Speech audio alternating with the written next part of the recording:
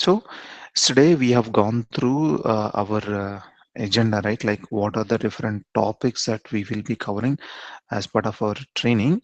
And maybe today, let me take you a little bit slowly, probably yesterday, because there is a demonstration, right? I don't want to kill most of your time. And I just thought of giving you, high level points. And anyways, again, this is the agenda. Uh, so our focus today, what we do is let us focus on the tool selection and the programming language. Like today we concluded, maybe probably in the yesterday's discussion, we came to know that there will be something called regression, right? So we came to know the definition of regression also. So when do we have to go for regression testing? Whenever we have the scope of redundant verification, right? This redundancy again will comes in different cases. The case number one is I have multiple environments, like I have multiple servers and I'm building one application. So I'm following Agile. In Agile, what happens is the entire application will not be built in one single go. What we do is we will deliver the software in uh, pieces, meaning a working software will be delivered piece by piece. Let me say there is a huge application like gmail.com. Gmail.com, we all know that we'll have a inbox, sent items, like that we have so many modules that is very well known to all of us, right? If you see here, see how many modules are here. Inbox is one module, and compose is one module, right? And so all mails, spam, trash, like that, there are so many modules. So in any organization, this entire application will never be built in one go. Actually, in the legacy days, like we have a model called a waterfall model. In that model, actually, once the customer came to a software development organization, they will take the entire requirement, they will build the application, and they will call the customer, they will show the application, and they will release it. That's it. It will be a one time verification. But we have a lot of cons from that procedure. What is that? So the testing team is not involving early in the process, right? The development team is completely focusing on developing the application. Whatever that comes into their mind, they are developing the application. After a very long duration, they are just showing the application, they are giving the application for the testing. So the testing team is not getting enough time to focus much on that, and they have to just verify and they have to deliver it to the customer. If there is any issue, the development team will not get enough time to fix that, because already we crossed the deadline. So by keeping these things into consideration, people move to another development life cycle model called uh, Agile. Here, there is a new terminology people are using called shift left. Shift left is the trending word today people are using. Please keep this point in mind. So, shift left type of software development people are doing today. It's a trending word. What do you mean by shift left and shift right? So, shift right is nothing but the application will be developed first, and then that will be tested later. Okay, but that shift right is the legacy model people used, and there are so many problems faced by different organizations. And then people thought of no, no, no, we should not do this kind of shift right kind of testing. We have to go for shift left kind of testing. So what do you mean by shift left? Shift left means testing should come into picture first, and then the software has to be developed, right? By keeping this into mind, people started developing the software in small chunks, and this model they followed is called Agile. In Agile, the software is built in an incremental model. So there is a model name called iterative and incremental, meaning uh, let me say 1 week is one iteration for me. In that 1 week, I will develop some working software, I will deliver it. and then second week, and then third week. So here what I'm trying to explain you is, I'm trying to explain you the necessity of going for regression testing when this regression will comes into picture. So people came out of that legacy model of software development, and they came into this agile model. In this agile model, software will be given in small chunks. So the frequency of releases will be more and more. Earlier there will be only one release. 6 months application development is completed, they will do a product release or a application release, that's it, over. But today that is not the case. Okay, so small piece by piece, we are developing the application and we are delivering it to the customer, or we are moving it into the production environment, right? So here there is a scope of a regression. Now let me define what is regression testing. Okay, whenever there is a new release, if a new enhancement or a new feature has been added to the application, now I have to make sure that as a result of adding the new additional feature to my application, the existing functionality should not be affected. The existing functionality should work as it is, right? By keeping that into consideration, as a QA team, what I have to do is I have to test the newly developed feature and the existing feature also, right? So the application will be built incrementally. Let me say today this is my first release, then 1.1, 1.2, 1.3, like that I will be having different releases. Then what happens, the size of my application will be keep on increased, right? Or day one I have only my inbox, day two I'll have my all mails, and then day three spam. If not day, in release one, release two, release three, release four, like that I will be having my releases. So here definitely there will be a scope of going for regression testing, right? As a human, if I'm doing this regression testing, right, it will take a lot of time for me, because as the size of the application is getting increased, right? If I have only inbox, I'm very good. I already tested last week, and this week if you ask me to repeat the inbox only, I'm happy. But you keep on adding few more things to that. So now the burden will be more on me. As a human, I may not complete this testing within the time period. And there is one more chance that as a human there is a tendency that a human may skip some of the scenarios. Why? Because he will be feeling that last week I tested something, okay, we did not changed any of that code. So I'm sure that that will work as is, so let me not touch that area. Like that, a human may skip some of the scenarios to test. Okay, he will focus only on the newly created cases, and he will complete the testing, and he will say that he will certify it, right? So that is not the case. You should not skip any one scenario. We don't know, we can't expect that it is working or not. So by keeping this point into consideration, this automation testing came into picture. Now what the team will do, they will teach this particular process of testing to the automation testing tool, and they will ask the tool to repeat it. So as we go for this automation testing tool, what it will do, it will save a lot of your time, and it will cover each and every scenario with the same accuracy in the nth iteration also. Meaning first time you did it, second time, third time, fourth time, 100 times, every time you do this execution, it will give you the same result.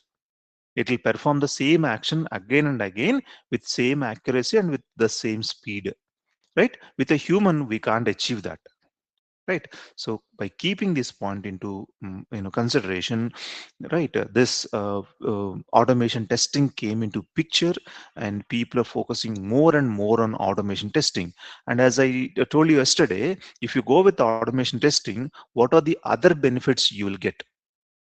First of all, you're going to save your time, more accuracy, right? Apart from more accuracy, meaning same quality will be there. There is no degradation in the quality of testing, because the tool will perform the same thing again and again. It's not a human, right?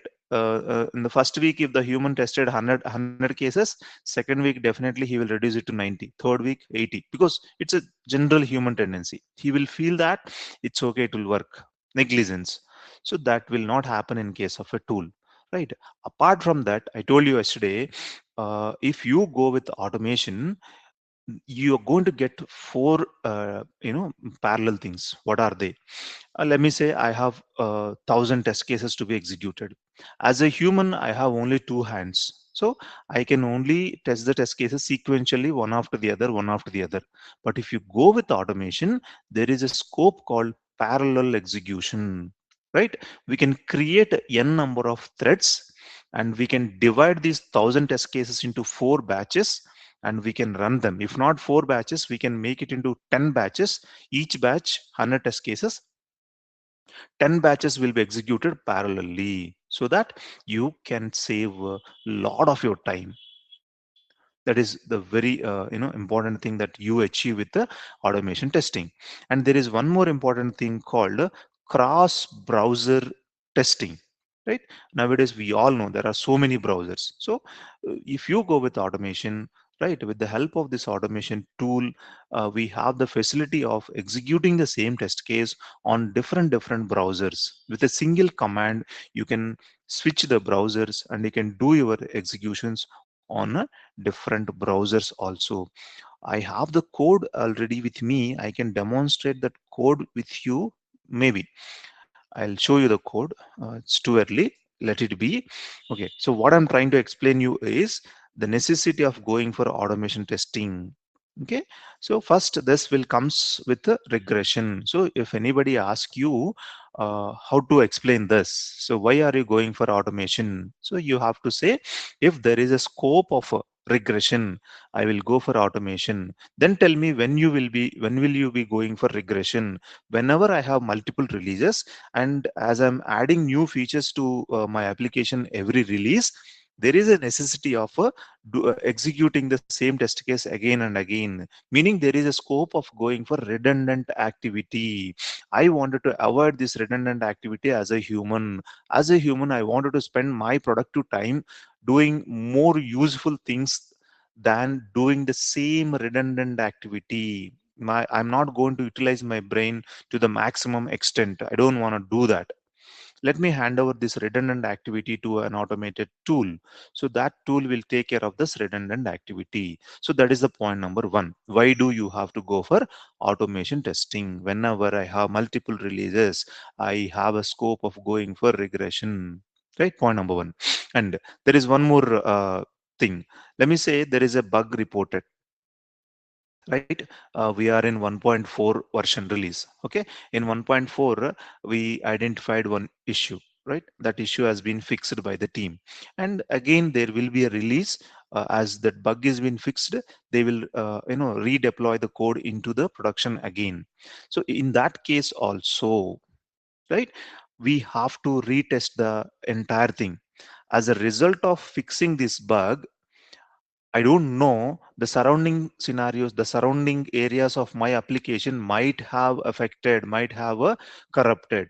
So I have to make sure that uh, the bug fix did not created any issues to me. By keeping that into consideration also, I have to verify all the surrounding areas. In that case also, there is a scope of going for regression testing, right? And nowadays we are in continuous delivery and continuous integration, meaning you nowadays the trend is agile. In agile, you will be having frequent releases, production releases. So there will not be a 6 months release. Every week hardly, or bi-weekly, there will be a release, right?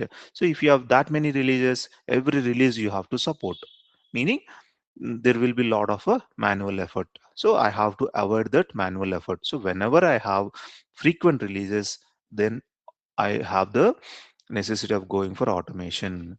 And as I said, there is a term called CI/CD. Please keep this in mind. Nowadays, this is a buzzword. CI/CD, continuous integration and continuous delivery. That was mentioned in my document very clearly. CI CI/CD, Introduction to Continuous Integration and Continuous Delivery or Deployment. Delivery is the right word, or some people will call it as deployment also. This is purely an activity of DevOps team. So I told you, right, there is a separate team called DevOps team, and this DevOps team, they typically they'll take care of the orchestration, total architecture, the servers, database, everything will be under the control of the DevOps team. So there is nowadays there is a term called CI/CD, continuous integration and continuous delivery. Maybe it is too early for you, but I'll just tell you a definition kind of thing for this. Later I'll explain you more. In this continuous integration, this is called fully automation. Fully automation means not our automation testing. This DevOps process, this deployment process has to be fully automated. Meaning, starting from the developer will write some code and he will merge it into the master branch. From there, whenever there is a code push happen from the developer side, that code has to be automatically deployed into the testing server, and a notification should testing server, not a notification. Immediately the automation test cases has to be executed on top of that. If everything is good, the next server deployment should happen automatically. Like that, the code has to reach the production server without any manual intervention. Okay, so earlier, before this continuous integration and continuous delivery came into picture, this deployment process will be triggered by the DevOps team manually. At least they will open the Jenkins application and they will click on the button at least, so that the deployment will happen. But this CI/CD is asking you, no, don't involve any human. Starting from whenever a developer pushes his code till the production server, everything should happen automatically. That is called CI/CD. If you go and give any interview today, definitely this is a mandatory question people will ask you. Did you ever involved into CI/CD process? Do you know what is called CI/CD pipeline? Right? So this is what is called CI/CD, and it will be completely under the control of DevOps team, and this is happening today. So if CI/CD is there, automation testing is mandatory. Without automation test cases, right, how can you implement this CI/CD? So there is a lot of dependency of a QA automation engineer to implement this CI/CD. Take any organization like Google or Microsoft, whatever it may be, they are doing this CI/CD implementation. So automation testing is required, because you're not supposed to do manual testing. You have to do execute, or you have to verify the build automatically with the help of automation test cases. So by keeping all these points into consideration, right, we as an automation engineer, writing automation test cases is very much needed for us, right?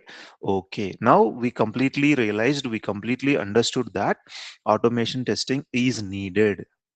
Okay, and one more important point that you have to keep in mind is, an automation tool cannot replace a human. There will be some areas, there will be some cases where only a human can do it. Okay, there will be some edge case testing, and there will be some exploratory testing he has to do. There will be some security testing he has to do. These things will definitely will be done by the human only. Those redundant things, and these kind of continuous deliveries, these things generally people are trying to hand over it to the automation testing tool. Okay, and I introduced a term called shift left. Keep it in mind. In the shift left testing, what people are trying to do is, along with the developer, the testing team also should involve into the process from day one. If the development team started writing some code, the testing team should also start their process, and they have to involve in the development process actively, and they have to verify the scenarios from the beginning. You may ask me a question. Okay, the developer is writing the code, the application is not yet ready, you're saying that the testing has to start. What he will do? So there will be something called static testing. This is completely a manual topic. I'll tell you later when I'm talking about the manual testing. But the thing is, the testing activity should start from the beginning, not at the end. right? It's a simple definition for the shift left. From the beginning, testing team should involve into each and every activity. So here, automation testing will take up majority of the portion, because everything people are trying to automatically, no manual intervention, right? So finally, we realized that automation is needed. Okay, then okay, I agree with you. You have given me 20 minutes of explanation about the necessity of going for automation testing. Okay, very good. Now tell me which tool I have to take and which language I have to use, right? That is our next immediate question, right? So now coming to that, we have a tool selection process and we have a language selection process, right? As an automation tester in your organization, your management will ask you, buddy, could you please suggest me what will be the best automation testing tool for our application? Point number one, right? And the next question will be, what could be the programming language that we have to use, right? Definitely, that is the main point that we have to focus on. Today, I will just talk about the tool selection process. That's it. Okay. So I'll not take much of your time. Please focus on only this topic, and tomorrow we'll go into today. I also explain which tool I have to take, which programming language I have to take, and what it is, how it will be. Okay. I'm just searching for a slide for the tool that we have to take. And these are prepared when I'm teaching the lesson to people like you, friends. Okay, I have not taken it, so and my slides will be not colorful. They will be only black and white, because I will just draw them. So content is important.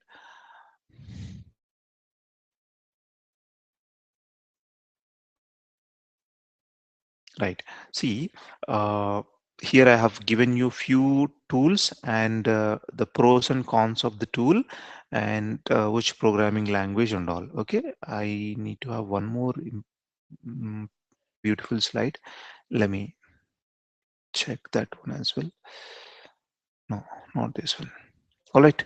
Okay, I'll take this one as I only got this one. There is another folder there. I need to have a clear picture, but this is also nice. Okay, so first of all, try to understand what is happening in automation testing. Okay, of course, yesterday I have given you introduction for that, but once we are done with the demonstration, I felt that I have gone a bit faster. Okay, maybe I would like to reiterate the same thing that what I told you yesterday in the demo. So here, if you look at my diagram here, from the right, so the application under test, generally we call it as AUT. Let me say you are going to automate gmail.com, right? So gmail.com is the application that we are going to automate.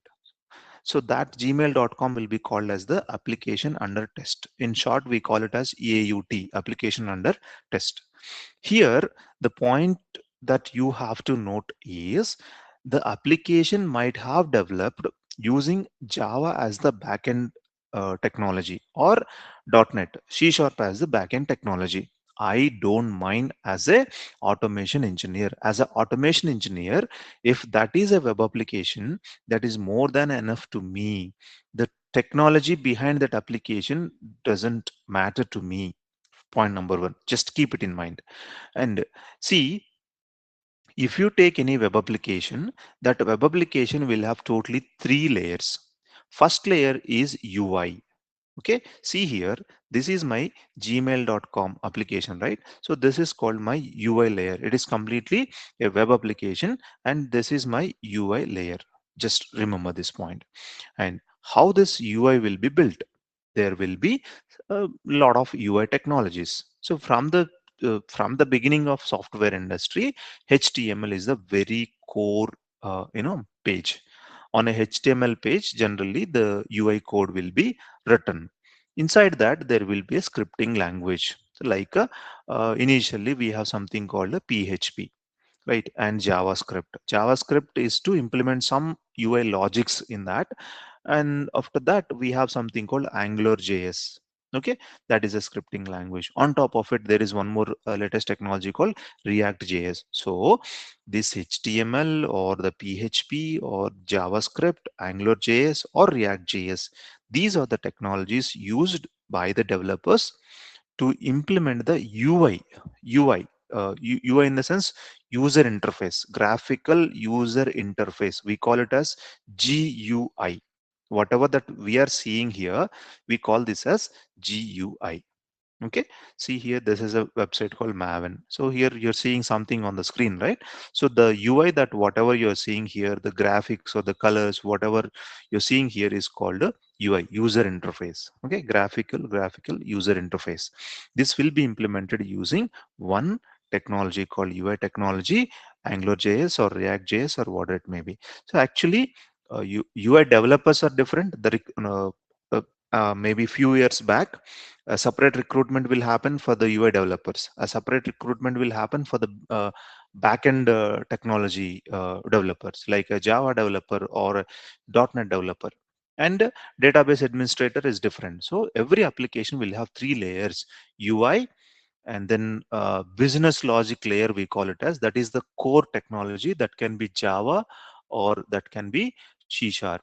And behind that, we'll be having this database. Okay, so database can be anything. That can be Oracle database or whatnot.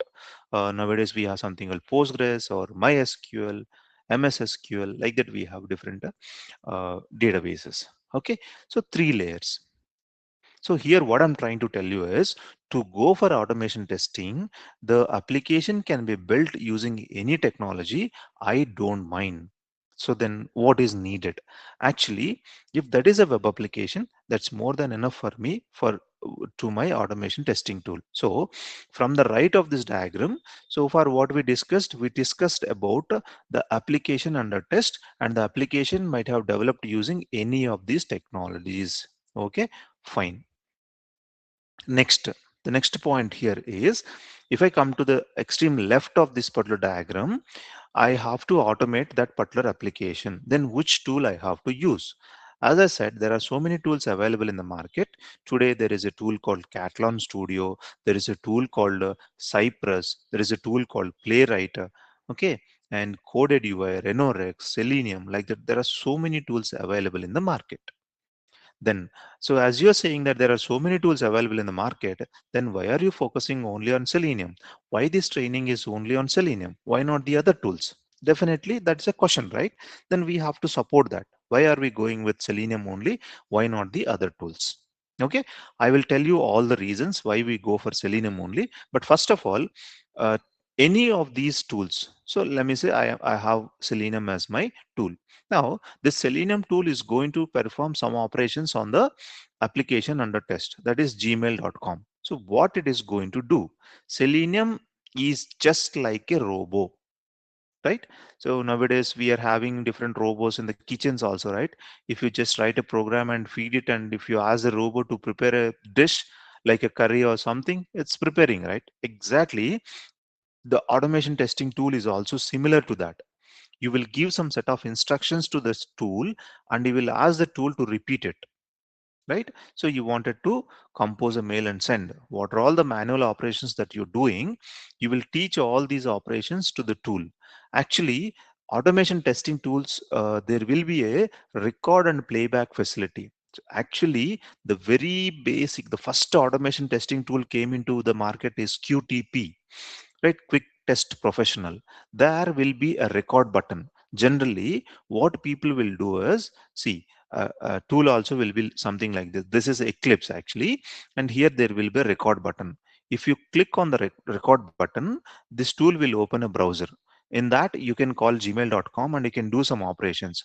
What the tool will do is, it will record all your operations, and you can stop recording. Later, if you click on play button, the same thing will be repeated. So from there, this automation testing came into picture. So this record and playback is, not missing so many things. one time if you record, next time if you play, it was failing because of so many UI changes and all. There are so many challenges. I'll tell you it's too early. So later, what people did is instead of recording it, let us write some customized code. Let us not depend on that record facility. Okay. So if I depend on the record facility, I'll become a kind of handicapped because whatever I wanted to do, what are all the validations that I wanted to do, what are the reports I have to generate, I want to take some screenshot somewhere, and I have to pass some data dynamically. Like that, there are so many things that we can do in automation. But with record and playback, we will miss all these facilities. Okay, so to do that, people are not going with the record and playback facility. People are going with their own customized scripting. Technique. And now here, now what happens is in the middle block, I mentioned there is a scripting language. So Selenium is a tool. It's like a robo, right? This robo can understand particular language. Let me say you have purchased this robo from China, for example, and Chinese developed that robo where it can understand only Chinese language. You purchased it from China, so you must know that as you purchased it from there. So if you wanted to ask that robot to get a cup of coffee for you, you have to give an instruction to that robo. Hey robo, get me a cup of coffee in Chinese language. As the robo cannot understand that language, the robo is not useful for you. Similarly, if you get it from US, they developed it in English language and it can understand English. And if you ask the robo, get me a cup of coffee, as it can understand English, it will get a cup of coffee for you. Exactly, automation testing tool also like that. You have to ask the automation testing tool to open a browser, enter username, enter password, click on login button. These instructions you can give it the tool in a particular language. If you take a tool called Selenium, Selenium is a kind of hybrid tool, meaning it can understand multiple languages. So there is another robot designed by India. So they gave multiple language options. If you move the switch from English, it can understand English, or if you move it to Hindi, it can understand Hindi. If you move it to German, it can understand German language, like that. So Selenium is that kind of a tool developed by the people. Selenium can understand Java. Selenium can understand C Sharp. Selenium it can understand Python, Ruby, even it can understand JavaScript also.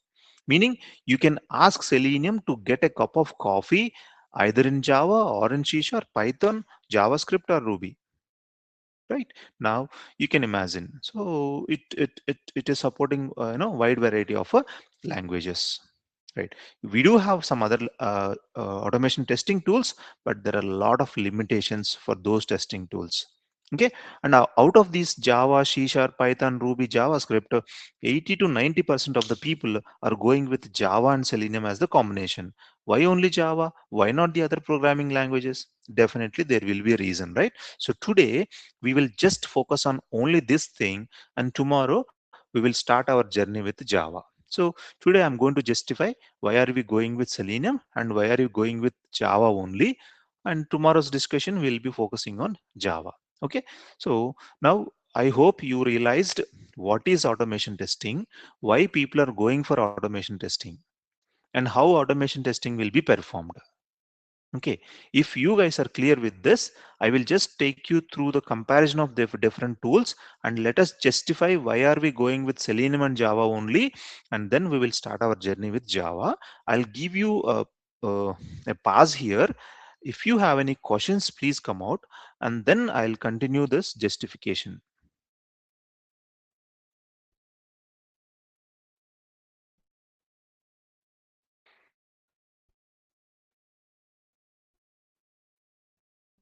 Okay, manual testing is there. Manual testing will not stop us here. I will talk about manual testing as well. Both the things will be taken parallelly. If I start with Java, you will have something to practice actually. You need not wait for me for the next class. I can give you some kind of a task where you can do.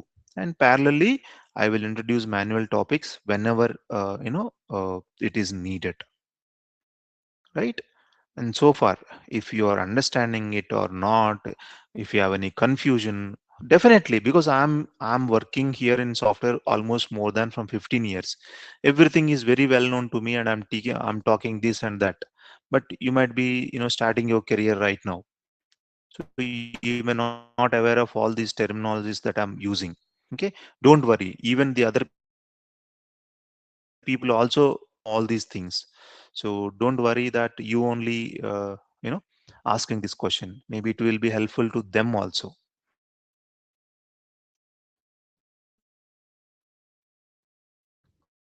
Got it. Generally, people will say the session should be interactive. Okay, people should ask some questions, something like that. Yeah, I believe in that. So, if you have anything, yes, please raise your voice and ask me, what is this snag? What is that? Something like that. Okay, uh, and it's not that we have to, complete the things in hurry also. Okay. Next demonstration, I went in a more professional way because you might be expecting something, right? So I have to be in that way only. But anyways, you rejoined with me, then definitely I will go slowly and I will maximum try to explain you. And whatever I'm telling in the session, definitely all of you should understand that. Otherwise, there is no point in sitting here and taking your 1 hour time and wasting your time actually.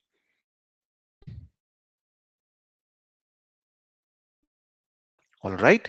Is everything good? Can I go?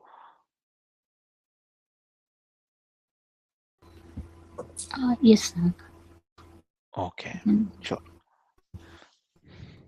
Thank you, Pavitra. So now, look at my screen. So here I'm just comparing three tools. There is a tool called QTP. Initially, its name is Quick Test Professional. Later, it has been converted to UFT, Unified Functional Testing Tool. And of course, we have Selenium. There is another tool called White. And today there are a few more tools. Actually, this is a old slide. I have to add a few more tools like Playwright, Cypress, Catalan Studio, like that. Some more tools came into picture, but this comparison is more than enough. And one more important point that you guys have to know is as you are starting your career here in software, there are different types of applications. At least we have three different types of applications. One is uh, a console application, meaning a Windows application. What do you mean by Windows application? A software application which will be sitting alone in one computer. It will be installed into that computer using some executable file. The very plain old file type is .exe, right? If any developer developed a software, they will give you an executable file, and that software has to be copied into that laptop, and we have to click on that exe file or that application file so that the software will be installed into that computer only, right? So from there our journey was started actually, right? Even today also, if you are using Microsoft operating system in your computer, I wanted to open a calculator. See, I'm just opening a calculator. How it is getting opened? This is not a cloud application. This is not sitting anywhere. This calculator is sitting in this computer. I have taken that Windows 11 operating system and I installed it here, right? And the calculator is one of the application there, right? So this is called a standalone application, or it is called a desktop application. Earlier in the plain old days, or I can say good old days, when the software is started, all are this kind of applications only. And you might have heard about something called SAP, people will call. That is purely, there is something called SAP R3, R by 3 system. Purely that is called ERP application, Enterprise Resource Planning. Okay, that application will be definitely completely installed into one computer. That is called a desktop application or a standalone application, a console application, right? Initially, we have that kind of applications, right? At that time, the software called QTP is designed or developed. So QTP is a very good or a beautiful tool which will support the desktop applications very well, right? QTP is designed for the desktop application, especially that's SAP application and all, right? Slowly, as the technology is growing and growing and growing, this what do you call uh, client server architecture came into picture. Once this client server architecture came into picture, we got this internet, and we got the concept of hosting the application on a server on cloud. Right, you're sitting somewhere and you're calling an application which is sitting in some other area. There, the concept of web based applications came into picture. So here what happens, you will deploy the software into the server will be somewhere, and from a client machine you will just open a browser, you will have some internet connection, you will just call the URL of the application, that application will comes to you just like this gmail.com, that what I'm using right now. Right. So now, once this web-based applications came into picture, then the other type of automation testing tools, started coming into the market. QTP is purely developed for the standalone Windows desktop applications. Later, the Selenium came into picture. So Selenium is a tool which is fully designed to support only web-based applications. If you have a desktop application like this calculator or that SAP applications and all, the Selenium cannot automate those kind of Windows applications. Selenium can only automate web-based applications. We we should not say that it's a drawback of Selenium. Why? Because today 90 more than 90% of the applications are web applications only. No more desktop applications, no more Windows applications. Today there is something called digital transformation, meaning, let me say, there is a very legacy old company, right? They're doing their business with the desktop application. Slowly they're migrating, right, from the desktop application to this one. What is this one? The Windows applications, right? In addition to that, nowadays we all know that by introducing the REST, so REST endpoints came into picture. Once these REST points came into picture, there is something a term called API. Once this API and microservices came into picture, the mobile applications started. So, if you are developing any application, definitely you're developing a web application, and the mobile version of that application came into picture. And APIs, this term called API, application program interface, it came into picture. Right. So now you have these many kinds of applications, and you have to, being an automation engineer, you have to support all these types of applications. Right. So coming to Selenium, Selenium is a kind of tool where it supports web applications, not the Windows applications. Then why are you going for Selenium only? So you are not covering Windows applications, right? So generally, as per the market, as I more than 90% of applications are web applications, why do I bother about only that 5 to 10% of desktop applications? Anyways, those applications are also getting migrated to web. Then I least bother about Windows applications. Still, in case here and there, if one or two companies are still having a desktop application, definitely they will go for a QTP or that kind of tools which will support that. Even today, from the Selenium itself, there is a driver came where it supports a desktop also. That is the latest advancement. I'll tell you that later. So that's the difference. That's about Selenium tool. And mobile applications, of course. Coming to the mobile applications purely works with the help of APIs. If you could able to test the APIs, meaning there is a term called API testing using a tool called Postman, and there is something called SOAP UI, and then API automation. If you could able to do that API automation, that's more than enough. So if you go with Selenium as the tool, you will go with the programming language called Java, where you can do API automation very easily. So mobile applications also can be covered with the help of Selenium, but only to cover the mobile UI, there is another separate tool called Appium, APPIUM. There is a separate tool where it do the mobile UI automation. Uh, but with respect to APIs and all, As you, if you go with Selenium, you'll have Java with you. Java will help you to API to do the API testing through API automation. There is a tool called Rest Assured, RESTASS. I'll tell you later. Rest Assured. With the help of that API automation, we can do very easily. Right. That is one point.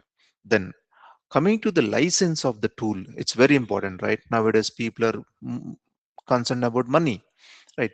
Now, if you go with the tool called QTP, it's a costly tool where you have to pay a lot of, license fee to the QTP owner. Whereas coming to Selenium, it's a open source and free, right? That's a very, the good point that we have to keep into consideration. And then coming to programming languages, the tool like QTP, it supports only Visual Basic. If you know VB, then go with QTP. Otherwise, please drop. But coming to Selenium, as I told you earlier, it supports a lot of programming languages like especially Java, C Sharp, JavaScript, Python. More than enough, right? And there is another tool called White. White more or less just like Selenium only, but it is not became that much popular because of some drawbacks of the tool. That's not our topic right now, but at least compare QTP with Selenium. Okay, that is one important thing.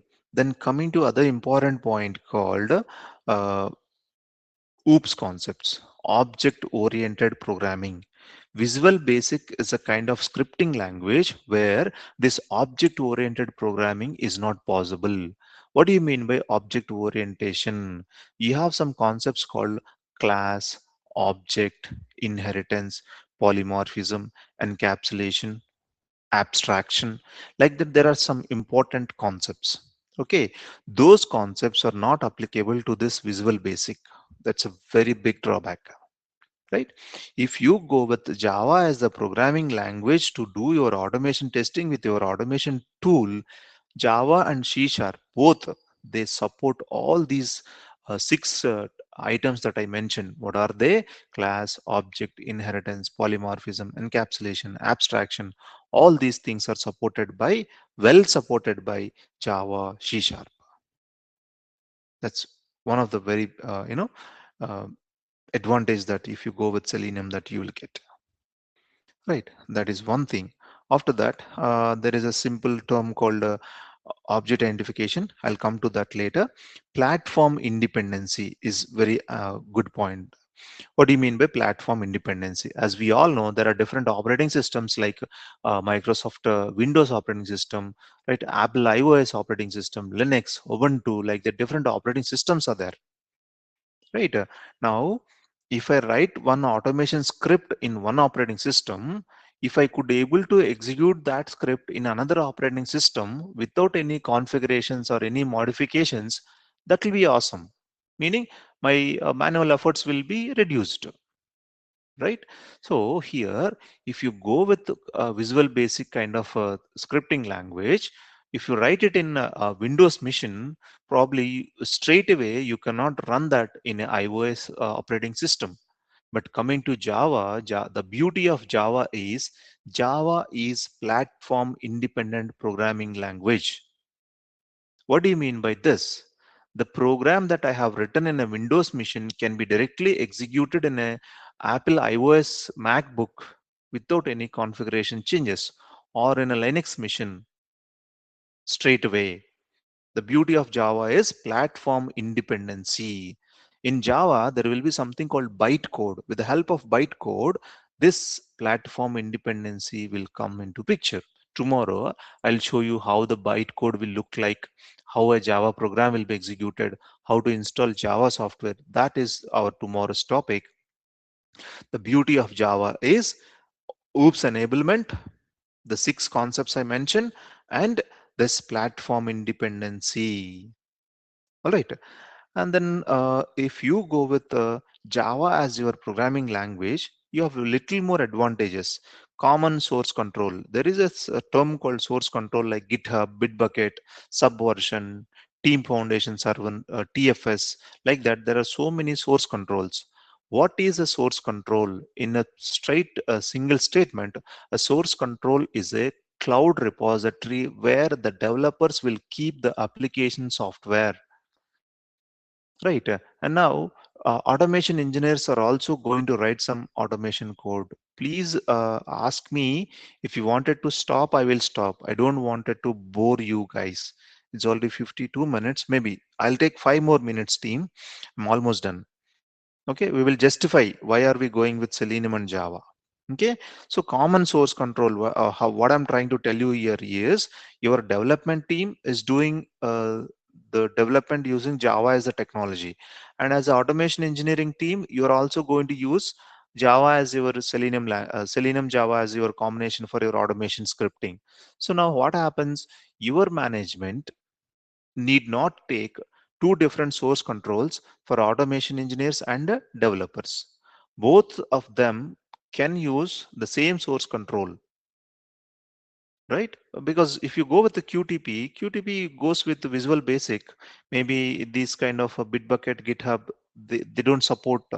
They'll have their own source control. There is a term called quality center. You have to keep this VB code in that quality center, and the CI/CD tools like Jenkins, and we'll have this Amazon AWS code pipeline. Like that, there are some tools. The integration will be a challenge, right? If you go with Java, it's a universal programming language where integrating this with a source control or a CI/CD pipeline will be very easy, right? That is another important point that we have to consider, before you choose an automation testing tool and a programming language for your team. And dev QA dependency, it's a little point. What I'm trying to tell here is, if you go with QTP, that is VB scripting. Developer who is in Java, he don't know VB, right? And the QTP engineer who is doing VB scripting don't know Java. So here, let me say, so today, one day, uh, the automation engineer is not available. Dev team has to run the automation test cases. What they will say, hey, I'm a Java engineer. How do I know VB? How can I do that VB execution? There is a little fix he has to do. He cannot. So there is a huge dependency on the QA engineer, vice versa. But if you go with Selenium and Java as the combination, development team is doing Java development, and I'm also writing my automation scripting in Java. So we both can understand. In one day, nowadays there's a term called full stack, right? Meaning one engineer. Now the term called one engineer is the latest buzzword in the market. One engineer means I could able to do both the things. So a developer can learn Selenium Java, or a QA engineer can learn Java development. If not overnight, it may not possible, but slowly down the line, 4 months, 5 months, 6 months, or 1 year, a QA engineer can do development, or a developer can do automation. So this is what the industry is looking for. So let us go with that combination only, right? So this dev QA team dependency will be definitely reduced if you go with the Selenium and Java as the combination. And coming to add-ins, meaning if there is a tool, okay, and QTP is a kind of a tool. If you go with SAP application to identify the SAP controls, SAP add-in is needed. If you wanted to go with Java application with AngularJS, that add-in is needed. Like that, it's purely tightly coupled with technology-based add-ins. Whereas coming to Selenium, the beauty of Selenium is in whatever the technology the application is built. If that is a web application, if I could able to call the application using a URL on a browser, that's more than enough for me to automate that application with Selenium and Java as the combination. That's the beauty of Selenium. It will not ask you any add-ins, any plugins, nothing, right? So with these points, we can strongly support Selenium and Java as the combination for my automation testing, right? And there are so many tools like Playwright. Playwright is a tool where it supports only JavaScript. It's not that everybody should know JavaScript, but Java, It's user friendly language and everybody can, understand, learn Java. I'm not saying that you cannot learn JavaScript. Of course, if your company demands, you have to learn JavaScript also. What is the difference between JavaScript and Java? People will say, JavaScript is a lightweight code actually compared to Java. So Java will allow, object orientation and all. Compared to Java and Java, like JavaScript is a lightweight code and execution will be faster as compared to Java. But Java is a well-defined programming language. Okay. Yeah. So these are the points that we have to keep consider before we take a decision, like which will be my automation testing tool. Okay. So here, Windows-based application. Okay, 95% are web applications. So I'll go with Selenium. This is only the reason that I'm not going with QTP. And what else? And beauty of QTP is QTP supports both. QTP supports web application and desktop application because it's a paid one, right? They can do anything, but you have to pay a lot of money to them. Companies are not ready to purchase the license. That's the reason people are searching for open source and free licensing tools like Selenium, Playwright, and so on. Playwright is also played, man. Playwright is a tool where you have to purchase the license. It runs on Node.js, and there is a huge and Playwright nowadays they're giving AI assistance also, artificial intelligence assistance also is there in Playwright, but it is purely paid one. Coming to Selenium, it's a free open source, and Selenium 4 version is running today, 4.3 something, 31, 28, 31, some version is going on, 4 point. Right? There is very soon they're going to introduce Selenium 5.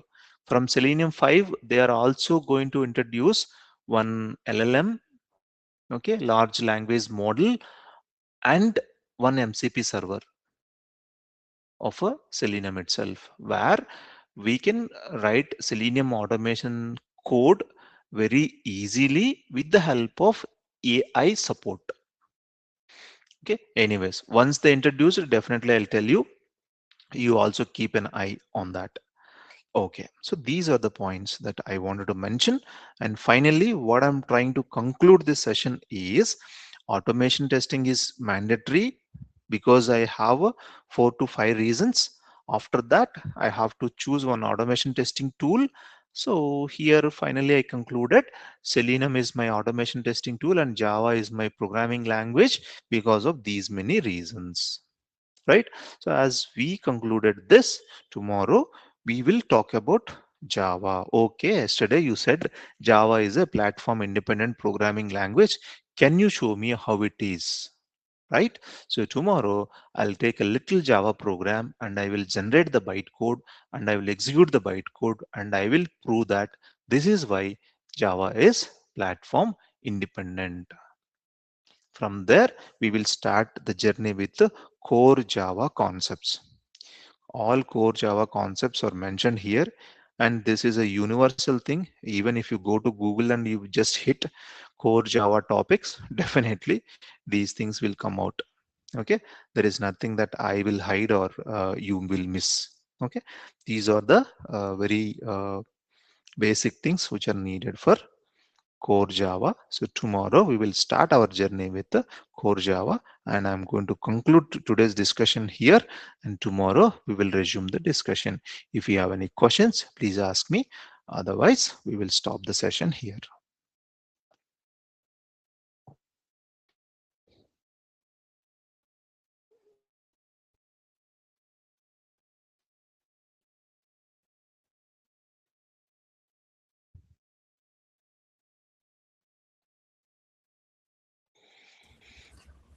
Uh,